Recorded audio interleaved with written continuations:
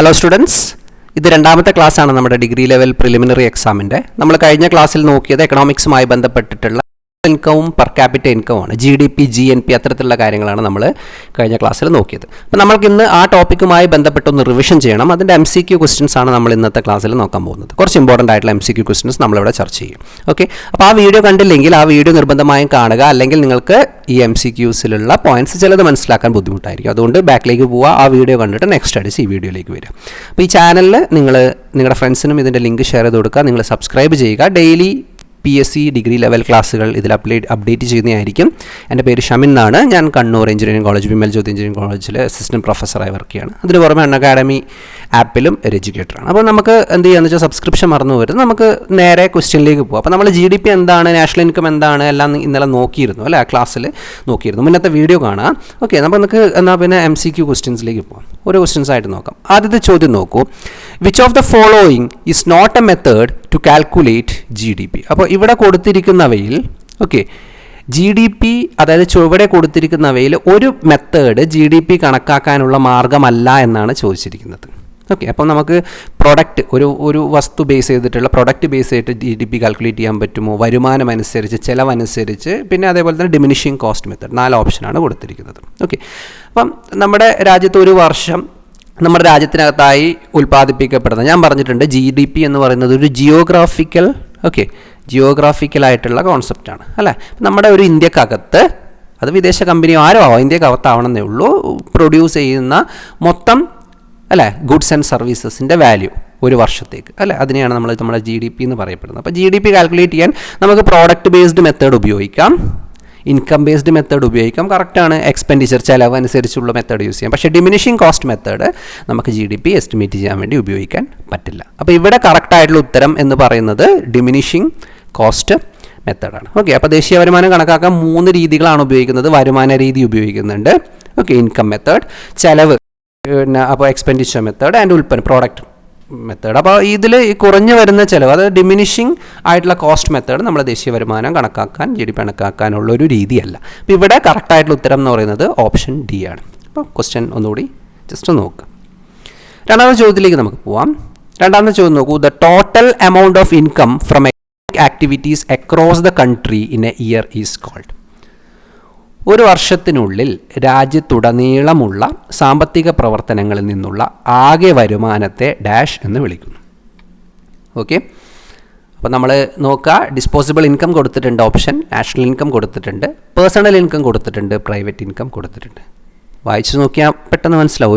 ഒരു വർഷത്തിനുള്ളിൽ നമ്മുടെ രാജ്യത്തുടനീളമുള്ള എല്ലാ സാമ്പത്തിക പ്രവർത്തനങ്ങളിൽ നിന്നും നമ്മുടെ രാജ്യത്തിന് കിട്ടുന്ന ആകെ വരുമാനത്തെ നമ്മൾ സ്വാഭാവികമായിട്ട് എന്ത് വിളിക്കും?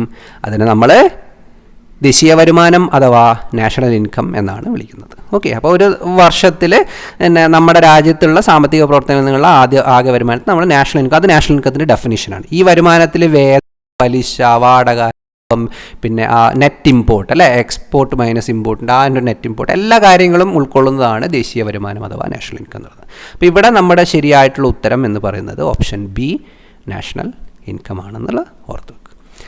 മൂന്നാമത്തെ ചോദ്യത്തിലേക്ക് നമുക്ക് പോവാം. Which sector contributes the most income to India's economy?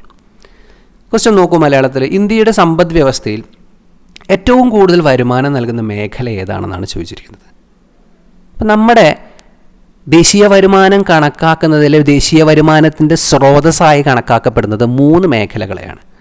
ഒന്നാമത്തത് പ്രൈമറി സെക്ടറാണ്. ഓക്കെ, രണ്ടാമത്തത് സെക്കൻഡറി സെക്ടറാണ്, മൂന്നാമത്തത് ടെർഷ്യറി സെക്ടറാണ്. അപ്പം നമ്മുടെ മുന്നത്തെ ക്ലാസ്സിൽ നമ്മൾ ചർച്ച ചെയ്തിട്ടുണ്ട്. പ്രൈമറി സെക്ടർ എന്ന് പറഞ്ഞാൽ അഗ്രികൾച്ചറും കൃഷിയും അതുമായി അനുബന്ധപ്പെട്ട പ്രോഡക്റ്റുകളുമാണ്.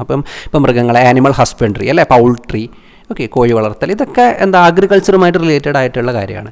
ഈ പ്രൈമറി സെക്ടറുകളുടെ പ്രത്യേകത പറഞ്ഞാൽ നമ്മുടെ റോ മെറ്റീരിയൽസ്, അസംസ്കൃത വസ്തുക്കൾ ഡയറക്റ്റ് ആയിട്ട് കിട്ടുന്ന ആദ്യ സെക്ടർ എന്ന് പറയുന്നത് നമ്മുടെ പ്രൈമറി സെക്ടറുകളാണ് അല്ലേ. ഇവർ പ്രോസസ്സ് ചെയ്തുണ്ടാക്കുന്ന വസ്തുക്കളാണ് ഇൻഡസ്ട്രികൾ അഥവാ സെക്കൻഡറി സെക്ടേഴ്സ് ഉപയോഗിക്കുന്നത്.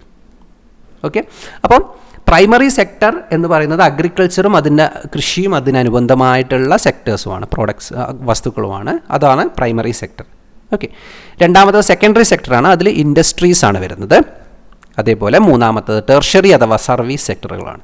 എന്താണ് ടെർഷ്യറി സെക്ടർ എന്ന് പറഞ്ഞാൽ? ടെർഷ്യറി സെക്ടറിൽ ബാങ്ക് വരും, ആശുപത്രികൾ വരും, ടൂറിസം വരും, നമ്മുടെ കമ്മ്യൂണിക്കേഷൻ വരും. ഇത്തരത്തിലുള്ള എല്ലാ കാര്യങ്ങളും നമ്മൾ ടെർഷ്യറി സെക്ടർ ആയിട്ടാണ് കണക്കാക്കപ്പെടുന്നത്. അപ്പോൾ നമ്മുടെ സമ്പദ് വ്യവസ്ഥയിൽ ഏറ്റവും കൂടുതൽ വരുമാനം നൽകുന്നത് ഇതിൽ മൂന്നിൽ ഏത് മേഖലയാണെന്നാണ് ചോദിച്ചിരിക്കുന്നത്. ഇവിടെ കറക്റ്റായിട്ടുള്ള ഉത്തരം എന്ന് പറയുന്നത് ടെർഷ്യറി സെക്ടറാണ്. ഓക്കെ, അപ്പോൾ ഈ ടെർഷ്യറി സെക്ടർ എന്ന് പറയുന്നത് സേവന മേഖല, real estate, hotel, restaurant, telecommunication തുടങ്ങി നിരവധി മേഖലകൾ ഉൾപ്പെട്ടിട്ടുള്ളതാണ്. ഏകദേശം 53.66% കോൺട്രിബ്യൂഷൻ നമ്മുടെ ദേശീയ വരുമാനത്തിൽ ടെർഷ്യറി സെക്ടറാണ് തരുന്നത് എന്നുള്ളത് ഒന്ന് ഓർത്ത് വെക്കാൻ മറന്നുപോകരുത്. ഓക്കെ, നാലാമത്തെ ചോദ്യത്തിലേക്ക് പോവാം. What is the base year four calculating India's GDP? ഇന്ത്യയുടെ GDP കണക്കാക്കുന്നതിനുള്ള അടിസ്ഥാന വർഷം ഏതാണെന്നാണ് ചോദിച്ചിരിക്കുന്നത്. 2004 to 2005 കൊടുത്തിട്ടുണ്ട്, 2010 to 2011 കൊടുത്തിട്ടുണ്ട്, 2011 to 2012 കൊടുത്തിട്ടുണ്ട്, 2014 to 2015 കൊടുത്തിട്ടുണ്ട്. അപ്പം ഇവിടെ കോമൺ ആയിട്ടുള്ള എല്ലാവർക്കും അറിയുന്ന ഒരു ക്വസ്റ്റ്യൻ ആണ്. 2011 to 2012 ഇതെടുത്ത് മാറ്റും. 2011 to 2012 ഇന്ത്യയുടെ GDP കണക്കാക്കാനുള്ള അടിസ്ഥാന വർഷം അഥവാ ബേസ് ഇയർ എന്ന് പറയുന്നത് 2011-12 ആണ്. ഓക്കെ, അപ്പോൾ അതൊന്ന് ജസ്റ്റ് ഓർത്ത് വെക്കുക. കണക്കാക്കുന്ന അടിസ്ഥാന വർഷം 2011-12 ആണ്. ഓക്കെ, 17-18 പരിഷ്കരിക്കാൻ വേണ്ടിയുള്ളൊരു ഡിസിഷൻ വരുന്നുണ്ട്. ഓക്കെ, സോ നമുക്ക് അടുത്ത ക്വസ്റ്റ്യനിലേക്ക് പോവാം.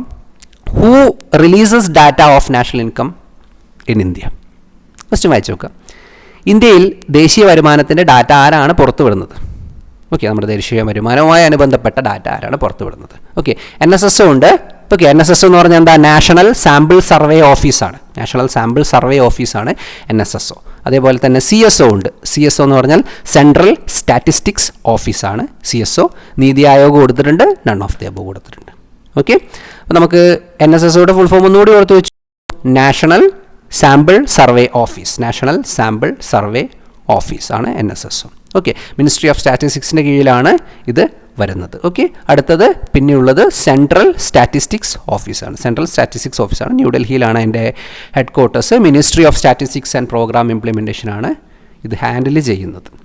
ഓക്കെ, അപ്പോൾ ഒന്ന് ഓർത്ത് വെക്കുക. റാവോ ഇന്ദ്രജിത് സിംഗ് ആണ് അതിൻ്റെ മിനിസ്റ്റർ. നിലവിലുള്ള മിനിസ്റ്റർ റാവോ ഇന്ദ്രജിത് സിംഗ് ആണ് അതിൻ്റെ responsible minister of statistics and programme implementation. Okay, Rao Inderjit Singh, അതൊന്ന് ജസ്റ്റ് ഓർത്ത് വെച്ചോളൂ. ഓക്കെ, സോ അപ്പോൾ ഇവിടെ NSSO കൊടുത്തിട്ടുണ്ട്, CSO കൊടുത്തിട്ടുണ്ട്, നീതി ആയോഗ് കൊടുത്തിട്ടുണ്ട്, നൺ ഓഫ് ദ ഫോളോയിങ് കൊടുത്തിട്ടുണ്ട്. ഇവിടെ കറക്റ്റായിട്ടുള്ള ആൻസർ ഇന്ത്യയിലെ ദേശീയ വരുമാനത്തിൻ്റെ ഡാറ്റ പുറത്തുവിടുന്നത് സെൻട്രൽ സ്റ്റാറ്റിസ്റ്റിക്സ് ഓഫീസ് അഥവാ CSO ആണ്. ഇന്ത്യയിലെ GDP മൂല്യങ്ങൾ പുറത്തിറക്കുന്നത് ഇത് ministry of statistics and programme implementation MOSPIയുടെ കീഴിലാണ് വരുന്നത് എന്ന പോയിന്റും കൂടി ഒന്ന് ഓർത്ത് വെക്കുക. ഓക്കെ, അപ്പോൾ നമ്മുടെ ഈ ചോദ്യത്തിലേക്ക് ശരിയായിട്ടുള്ള ഉത്തരം CSO ആണ്. ഓക്കെ, സെൻട്രൽ സ്റ്റാറ്റിസ്റ്റിക്സ് ഓഫീസ് ആണ് എന്നത് ഓർത്ത് വെക്കുക. NSSOൻ്റെ ഫുൾ ഫോം മറക്കണ്ട.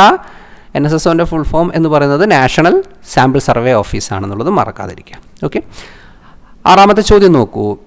The value of which work is added to the calculation of GDP? ഇതൊരു കോമൺ സെൻസ് ക്വസ്റ്റ്യൻ ആണ് അല്ലേ. ഇപ്പോൾ GDPയുടെ കണക്കുകൂട്ടലിൽ കുറച്ച് മൂല്യങ്ങൾ തന്നിട്ടുണ്ട്. ഈ മൂല്യങ്ങളിൽ ഏത് മൂല്യമാണ് കണക്കിൽ പെടാത്തത്, അല്ലെ മീൻസ് ഏത് മൂല്യമാണ് കണക്കിൽ ചേർക്കാവുന്നത് എന്നാണ് ചോദിച്ചിരിക്കുന്നത് അല്ലേ ക്വസ്റ്റ്യൻ മാർക്ക്. അതായത് GDPയുടെ കണക്കുകൂട്ടലിൽ ഈ പറയുന്നതിൽ ഒരു മൂല്യം ചേർക്കാൻ പറ്റും, ബാക്കിയൊന്നും ചേർക്കാൻ പറ്റില്ല. ഒരു പിന്നെ വീട്ടമ്മയുടെ ജോലി നമ്മുടെ GDPയിൽ കോൺട്രിബ്യൂഷൻ വരുമോ? നോക്കൂ, GDPയുടെ കണക്കുകൂട്ടലിൽ ഇനി പറയുന്നവർ ഏതാണ് മൂല്യം ചേർക്കുന്നത് എന്നാണ് ചോദിച്ചിരിക്കുന്നത്. വീട്ടമ്മയുടെ ജോലി GDPയിലേക്കുള്ള കോൺട്രിബ്യൂഷനായിട്ട് വരില്ല. ഒരു ടീച്ചർ അയാളുടെ തന്നെ കുട്ടീനെ പഠിപ്പിക്കുമ്പോൾ അത് GDP കോൺട്രിബ്യൂഷനായിട്ട് വരില്ല. The value of resale of old shares, പഴയ ഷെയറുകളുടെ റീസെയിൽ ഡിപ്രിസിയേഷൻ ലെവലിൽ വരുന്നതാണ്, അത് GDPയിൽ വരില്ല. Construction of a new house by an artisan, okay, ഒരു പുതിയതായിട്ടുള്ളൊരു സെക്ടർ അല്ലെങ്കിൽ പുതിയതായിട്ടുള്ളൊരു സംഭവം കൺസ്ട്രക്ട് ചെയ്യാണ് ചെയ്യുന്നത്, അത് നമ്മുടെ GDPയിലേക്ക് കോൺട്രിബ്യൂഷൻ വരും. ഓക്കെ, അപ്പോൾ ഇതെന്താണെന്ന് മനസ്സിലാവണമെങ്കിൽ GDPയുടെ ക്ലാസ് ഒന്ന് ജസ്റ്റ് ഡീറ്റെയിൽഡ് ആയിട്ട് കണ്ടാൽ തന്നെ നിങ്ങൾക്ക് മനസ്സിലാവും. ഓപ്ഷൻ D ആണ് ഇവിടെ ശരിയായിട്ടുള്ള ഉത്തരം. ആ ഡെഫിനേഷൻ മനസ്സിലായാൽ തന്നെ നിങ്ങൾക്ക് ഈ ചോദ്യത്തിന് ഉത്തരം കണ്ടുപിടിക്കാൻ പറ്റുന്നതാണ്. അടുത്ത ചോദ്യം നോക്കൂ. How much does the primary sector contribute to India's GDP? ഇന്ത്യയുടെ GDPയിൽ പ്രാഥമിക മേഖല അതായത് അഗ്രികൾച്ചർ അനുബന്ധ മേഖലകളും എത്രത്തോളം സംഭാവന ചെയ്യുന്നു എന്നാണ് ചോദിച്ചിരിക്കുന്നത്. അത് 26% 20% 53% 14% എന്നതാണ് ചോദിച്ചിരിക്കുന്നത്. ഓക്കെ, അപ്പോൾ നമ്മൾ ഓർത്ത് വെക്കേണ്ടത് പിന്നെ ചെറിയ അളവിലേ നമ്മുടെ അഗ്രികൾച്ചറൽ സെക്ടർ അഥവാ പ്രൈമറി സെക്ടർ നമ്മുടെ GDPയിലേക്ക് കോൺട്രിബ്യൂഷൻ കൊടുക്കുന്നുള്ളൂ. അത് ഏകദേശം 19.83% പ്രൈമറി സെക്ടർ അതായത് അഗ്രികൾച്ചറുമായി ബന്ധപ്പെട്ട മേഖലകളുടെ GDPയിലേക്കുള്ള സംഭാവന. Okay, so 19.83. അപ്പോൾ ഇവിടെ കുറച്ചുകൂടി കറക്റ്റായിട്ടുള്ള ആൻസർ എന്ന് പറയുന്നത് 20 ഓപ്ഷൻ B ആണ് ഈ ചോദ്യത്തിലെ ശരിയായിട്ടുള്ള ഉത്തരം. ഓക്കെ, ഇനി നമുക്ക് 8ാമത്തെ ചോദ്യത്തിലേക്ക് ഓക്കെ, അടുത്ത 9ാമത്തെ ചോദ്യമാണ് കൊടുത്തത്, നമ്പർ മാറിപ്പോൾ. ഓക്കെ, സോ നോക്കൂ, what percentage of Indians pay income tax? അതായത് നമ്മുടെ ജനസംഖ്യയിൽ ഇന്ത്യക്കാരിൽ എത്ര ശതമാനം ആദായ നികുതി അടക്കുന്നുണ്ട് എന്നാണ് ചോദിച്ചിരിക്കുന്നത്. 15% കൊടുത്തിട്ടുണ്ട്, 20% കൊടുത്തിട്ടുണ്ട്, 9% കൊടുത്തിട്ടുണ്ട്, 1-3% കൊടുത്തിട്ടുണ്ട്. അപ്പോൾ ഓർത്ത് വെക്കേണ്ടത്, നമ്മുടെ ജനസംഖ്യയിലെ വളരെ ചെറിയ അളവിലുള്ള ആൾക്കാർ ആദായ നികുതി അഥവാ ഇൻകം ടാക്സ് അടക്കുന്നുള്ളൂ. അതുകൊണ്ട് തന്നെ ഏറ്റവും ചെറിയ ഓപ്ഷനായിട്ടുള്ള 1-3 ആണ്, 3% ആണ് ഇവിടെ ശരിയായിട്ടുള്ള ഉത്തരം, അഥവാ ഓപ്ഷൻ ഡി ആണ് ഇവിടെ ശരിയായിട്ടുള്ള ഉത്തരം. ഓക്കെ, അപ്പോൾ നമ്മൾ ക്ലാസ് കണ്ടിന്യൂ ചെയ്യുകയാണ്. ക്വസ്റ്റ്യൻസ് ഉണ്ട്, ഡെയിലി ക്ലാസ്സസ് വരുന്നുണ്ട്. നിങ്ങൾ ചാനൽ സബ്സ്ക്രൈബ് ചെയ്യാൻ മറന്നു പോകരുത്. സബ്സ്ക്രൈബ് ബട്ടൺ അടിക്കുക, നോട്ടിഫിക്കേഷൻ എനേബിൾ ചെയ്യുക, നിങ്ങളുടെ ഫ്രണ്ട്സിന് ഈ ക്ലാസ്സിൻ്റെ ലിങ്ക് ഒന്ന് ഷെയർ ചെയ്യാൻ ശ്രമിക്കുക. ഓക്കെ, നമുക്ക് അടുത്ത ക്വസ്റ്റിലേക്ക് പോവാം. Which Indian state gives the highest income tax collection to the government of India? Question മലയാളത്തിൽ നോക്കൂ. ഇന്ത്യ സർക്കാരിന് ഏറ്റവും കൂടുതൽ ആദായ നികുതി പിരിവ് നൽകുന്ന ഇന്ത്യൻ സംസ്ഥാനം ഏതാണെന്നാണ് ചോദിച്ചിരിക്കുന്നത്. ഉത്തർപ്രദേശ് ഉണ്ട്, കേരളയുണ്ട്, മഹാരാഷ്ട്രയുണ്ട്, ഗോവയുണ്ട്. ഓക്കെ, ഒറ്റ നോട്ടത്തിൽ കണ്ണ് കേരളത്തിൽ പോകും. കേരളമല്ല, ഇവിടെ ശരിയായിട്ടുള്ള ഉത്തരം എന്ന് പറയുന്നത് മഹാരാഷ്ട്ര, ഓപ്ഷൻ സി ആണ് എന്നുള്ളത് ജസ്റ്റ് ഒന്ന് ഓർത്ത് വെക്കുക. അപ്പോൾ നമ്മൾ പ്രധാനപ്പെട്ട GDP-യുമായി ബന്ധപ്പെട്ട ചില ക്വസ്റ്റ്യൻസ് ആണ്, 10 ക്വസ്റ്റ്യൻസ് ആണ് നമ്മളിവിടെ ഡിസ്കസ് ചെയ്തത്. ഇനി അടുത്ത വരുന്ന ക്ലാസ്സുകളിൽ കൂടുതൽ ക്വസ്റ്റ്യൻസ് നമുക്ക് ഇൻക്ലൂഡ് ചെയ്യാവുന്നതാണ്. മറ്റ് വിഷയങ്ങളിലും സെപ്പറേറ്റ് പ്ലേലിസ്റ്റ് ഉണ്ടാക്കി ഡിഗ്രി ലെവൽ ക്ലാസ്സസ് പ്രിലിമിനറിയുടെ വേണമെങ്കിൽ നിങ്ങൾക്ക് കമൻറ്റ് ബോക്സിൽ കമൻറ്റ് ചെയ്യാം. ഓക്കെ, അതേപോലെ തന്നെ കമൻറ്റ് ബോക്സിൽ ടെലിഗ്രാം ഗ്രൂപ്പിന് ലിങ്ക് പിൻ ചെയ്തിട്ടുണ്ട്, അതിലേക്ക് വന്ന് നിങ്ങൾക്ക് നിങ്ങളുടെ ഡൗട്ട്സ് ചോദിക്കാം, സജഷൻസ് തരാം. അപ്പോൾ ചാനൽ സബ്സ്ക്രൈബ് ചെയ്യാൻ മറക്കരുത്. Thank you for watching this video and have A very nice day.